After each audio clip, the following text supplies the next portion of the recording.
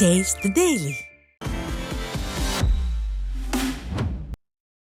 விருதுநகரில் அரசு ஒப்பந்த பணி வாங்கித் தருவதாக கூறி குவாரி உரிமையாளரிடம் 55,42,000 ரூபாய் மோசடி செய்த பெண் உட்பட 4 பேர் சிக்கினர். சிவகாசியை சேர்ந்த சுதா என்பவர் வட்டார வளர்ச்சி அலுவலர் என கூறி கிரானைட் கல்குவாரி நடத்தி வரும் கண்ணன் என்பவரிடம் பேராப்பட்டியில் சாலை அமைப்பதற்கான டெண்டரை வாங்கித் தருவதாக கூறியுள்ளார்.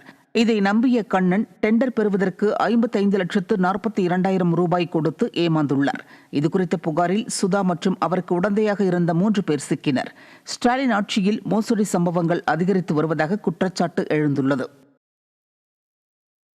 கிருஷ்ணகிரி மாவட்டம் மகாராஜா கடை அம்பேத்கர் நகர் பின்புறம் உள்ள ஏரியில் சட்டவிரோத மணல் கொள்ளை நடைபெற்று வருவதாக குற்றச்சாட்டு எழுந்துள்ளது.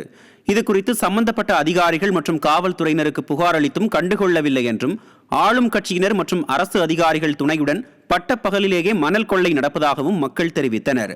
மேலும் கனிமவள கொள்ளையால் நிலத்தடி நீர்மட்டம், விவசாயம் பாதிக்கப்படும் என்பதால் விடிய அரசின் அதிகாரிகள் மணல் கொள்ளையை தடுத்து நிறுத்தவும் வலியுறுத்தினர்.